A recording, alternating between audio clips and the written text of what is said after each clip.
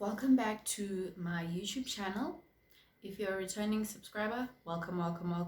If you're new to my channel, my name is Bui, and don't forget to subscribe, like, and leave your comments regarding this video. So anyways, let me not waste any more of your precious time. Let's get right into it. Don't mind my mismatching winged liners. I was recreating a certain look I saw on Instagram, so I was like, might as well shoot my YouTube video with this look because why not? So anyways, the title of today's video is how to charge as a makeup artist. And I know a lot of makeup artists always wonder how should I charge? If I charge a certain way, will I get bookings? And it's a really controversial issue, especially when you have a lot of makeup artists in this day and age. Like, there's so many makeup artists. So yeah, I just thought, let me just make a video to just teach people and help people understand how to charge as a makeup artist and why makeup artists charge the way they charge. Because let me just get into the video, okay? First and foremost, your level of experience in the makeup industry and with makeup in general is a very, very, very, oh my god, I don't know how I can emphasize this. It's a very crucial factor.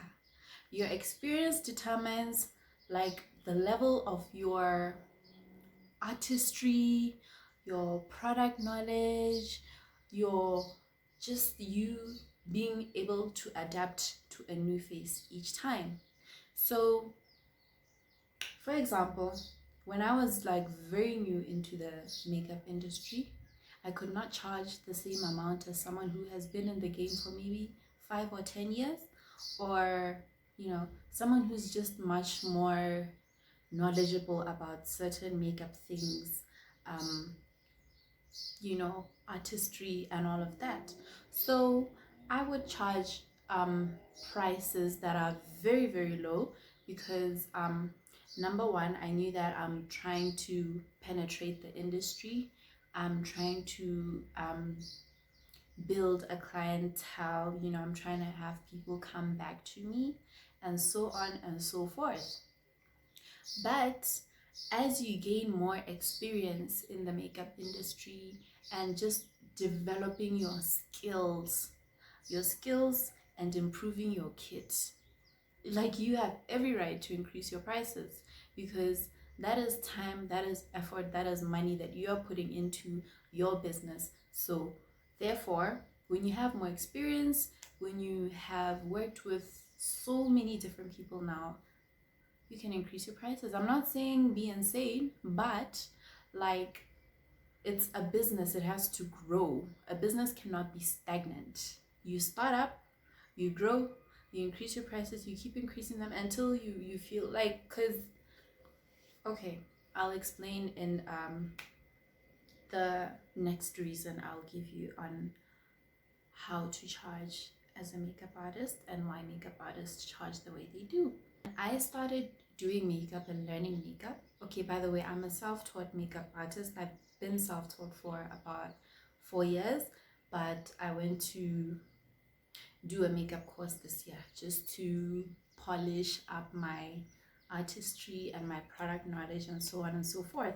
So when I started doing my own makeup, I just fell in love with the idea of makeup and perfecting my skin and looking pretty and snatched and that kind of thing. And then when I started doing makeup on other people, when I was okay, I really think I have the potential to become a makeup artist, I realized that it's not that easy, because you're gonna keep meeting people with different face shapes, with different eye shapes, with different lip shapes, different skin conditions, different skin tones. And then you're like, oh my god, I need to like adapt to each of these different people. And it's not easy, and it takes time to learn different face shapes, different eye shapes. I'm sure at some point in every makeup artist's life, you'll come across a certain eye shape and you realize you can't just throw a cut crease up on that eye shape. You need to like be versatile. You need to learn what will suit that eye shape or enhance that eye shape.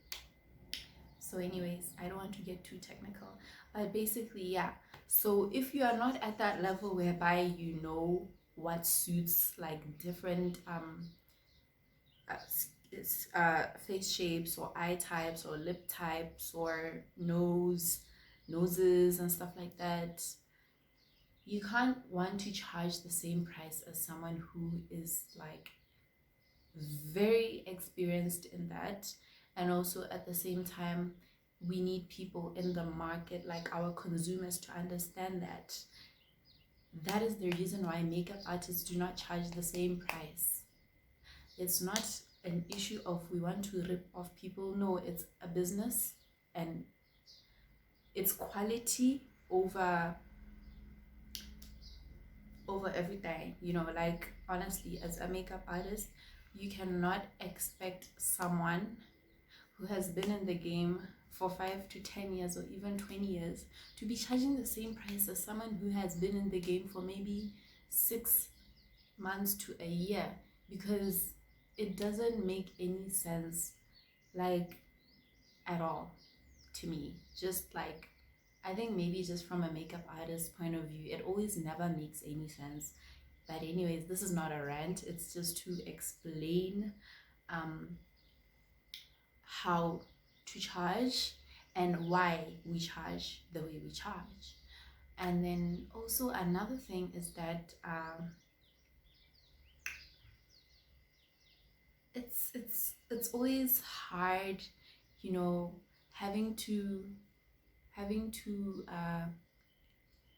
think as a consumer, it's like from a consumer's point of view, it's always very confusing as to why maybe someone charges 600 and then someone charges 150, but it's still a face beat, you know what I mean? It's like, but like I think once you understand that there's so much that actually goes into a makeup business, you begin to understand why people do not charge the same. And then another thing you need to take into consideration as a makeup artist, this one now is for makeup artists, when coming up with your price list maybe for the year, you need to take into consideration the quality of your makeup products. I cannot stress this enough.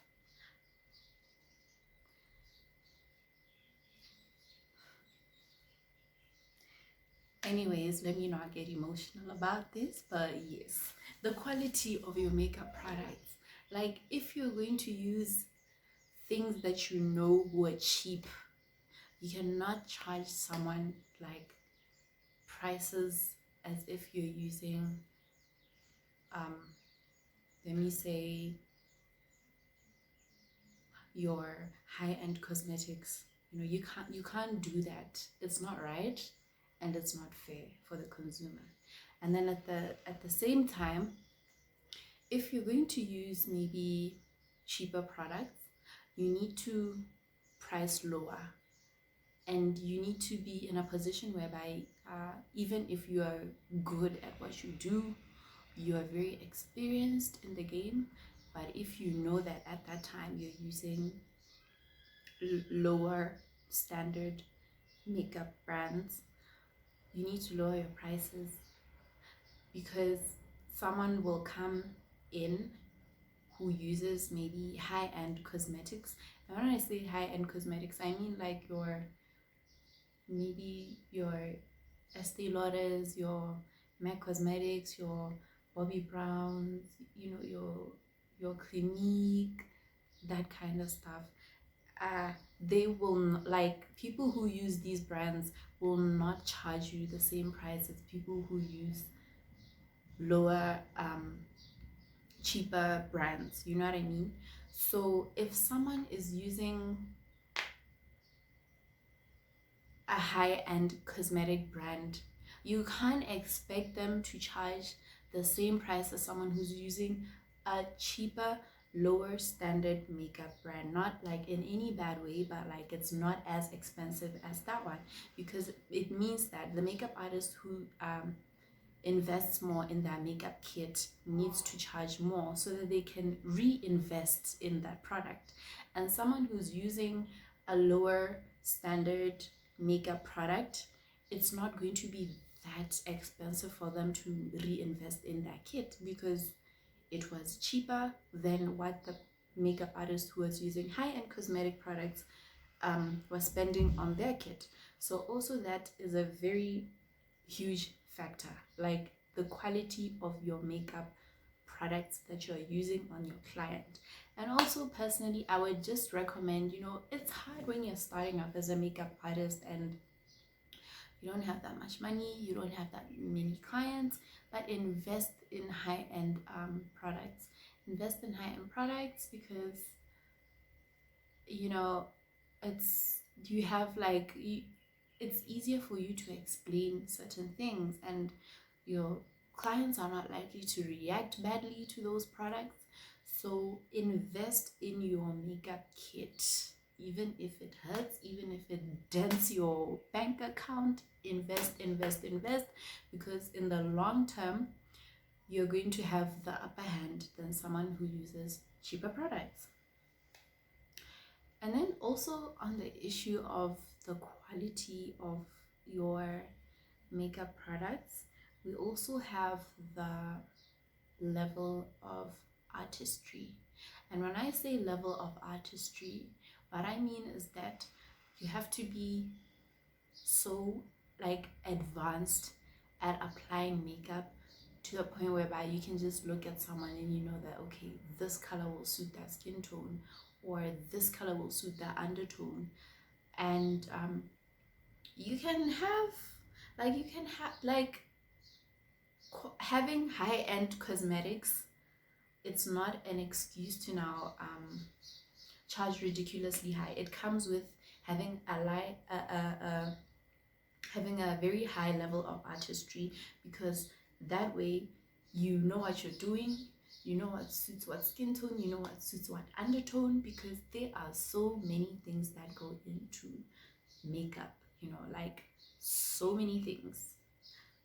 You'll think, nah, it's just a matter of you're just gonna apply foundation and contour, and highlight. Like, no, like that. Whew, headache from just thinking about all of this. But anyways, yes. So yeah, your level of artistry needs to be very, very, very, very excellent in order for you to also back up the fact that you use good quality products. And then also another thing is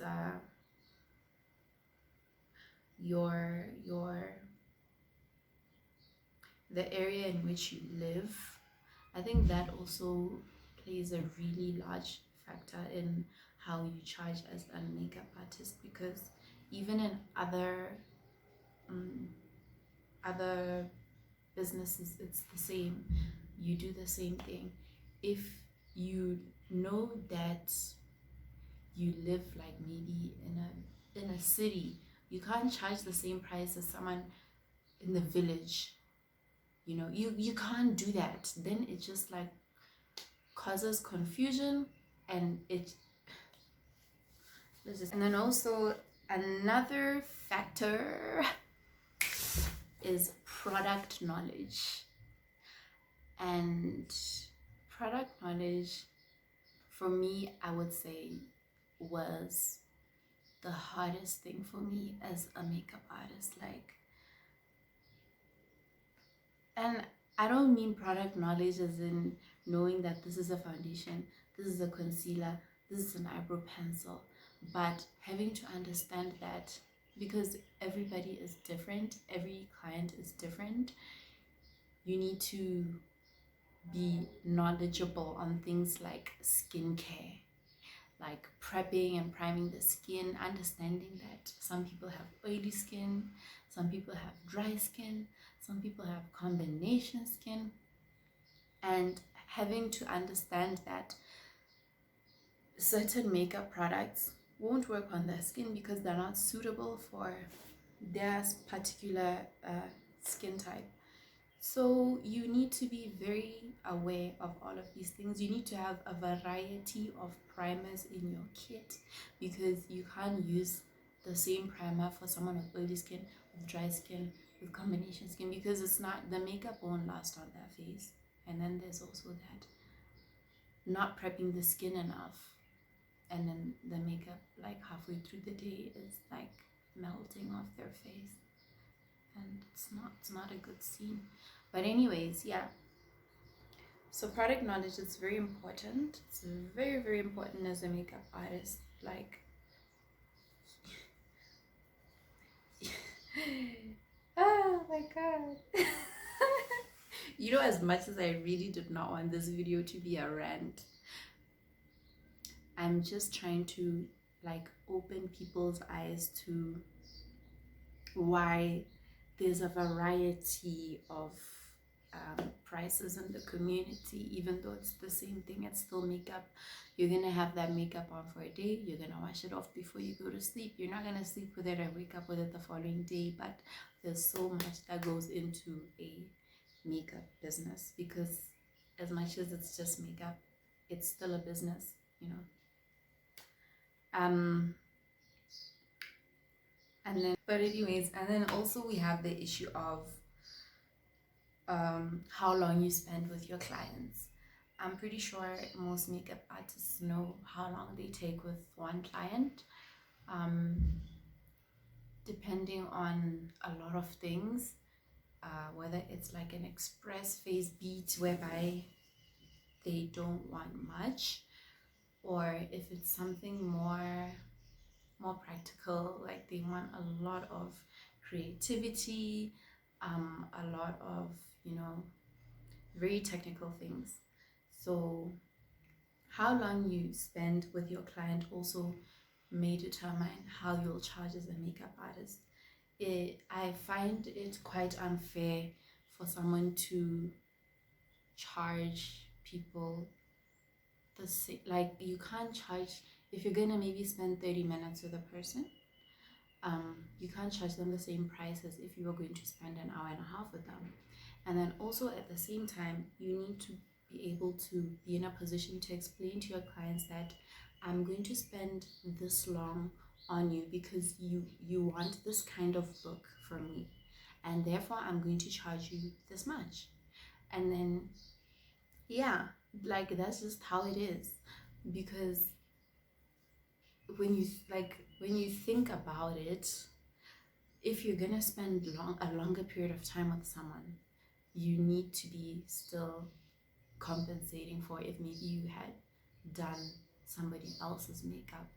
And then also there's also an issue of what type of makeup it is.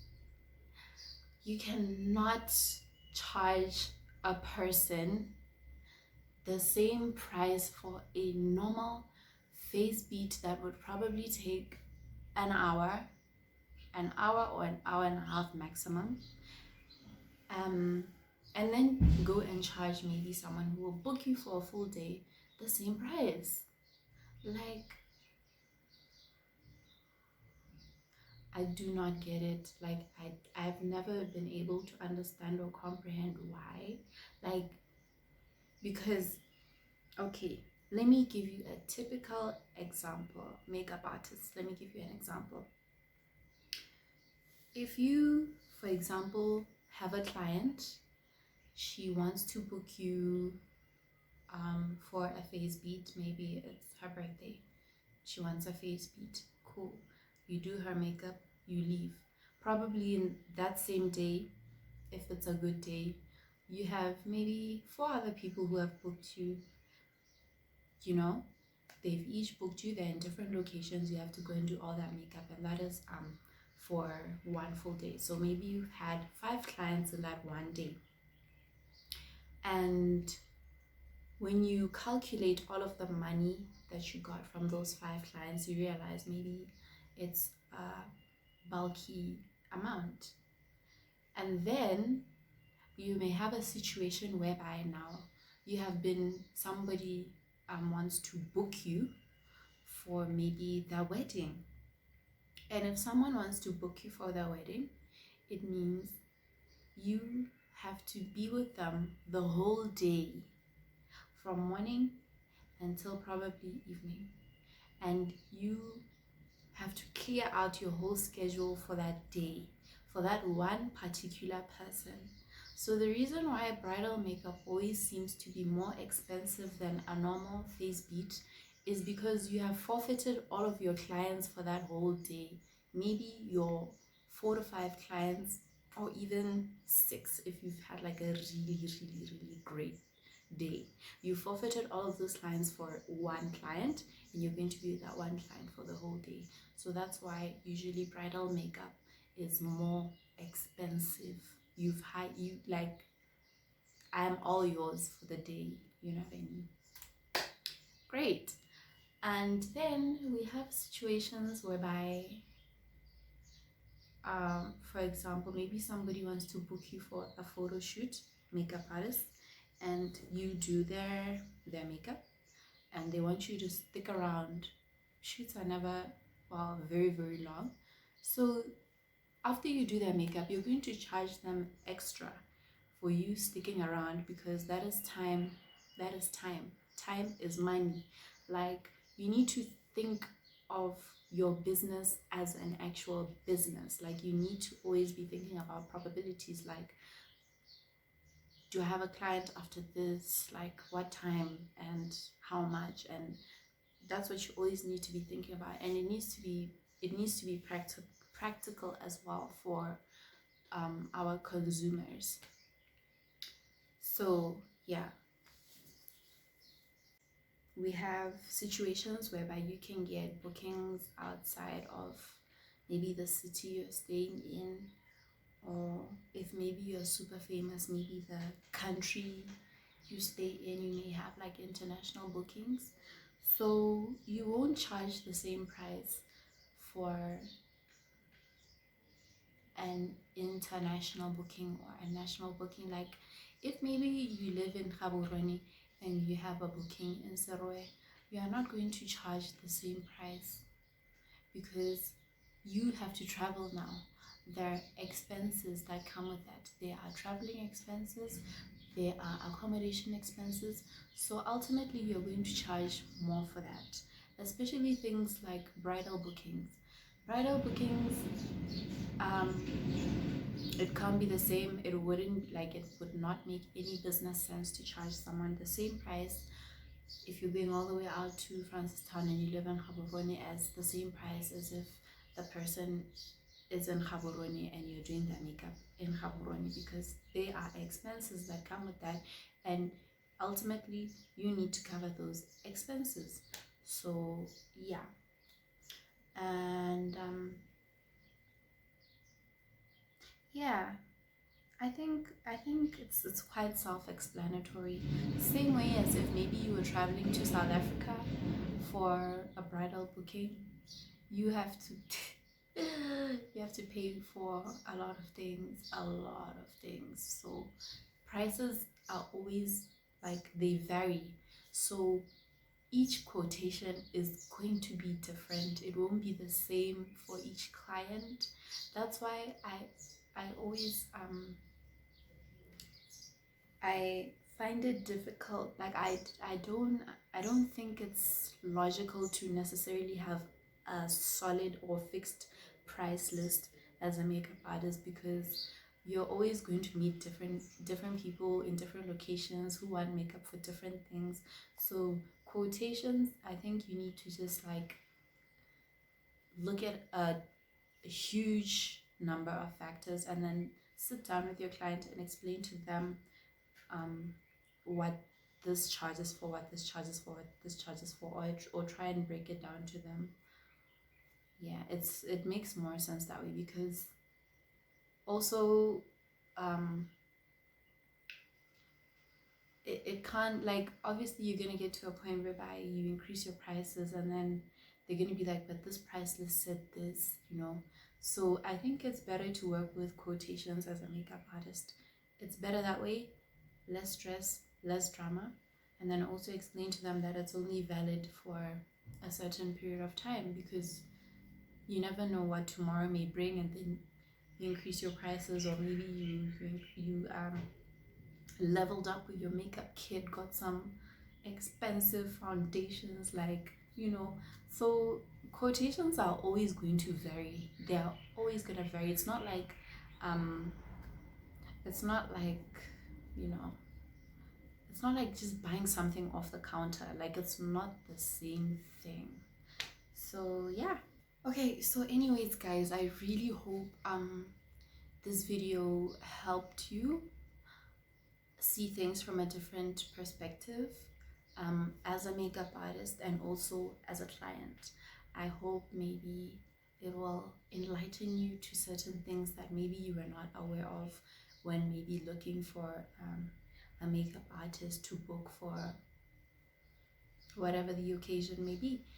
And makeup artists, I hope you took a few points from this video and you'll implement them when charging your clients, and so on and so forth.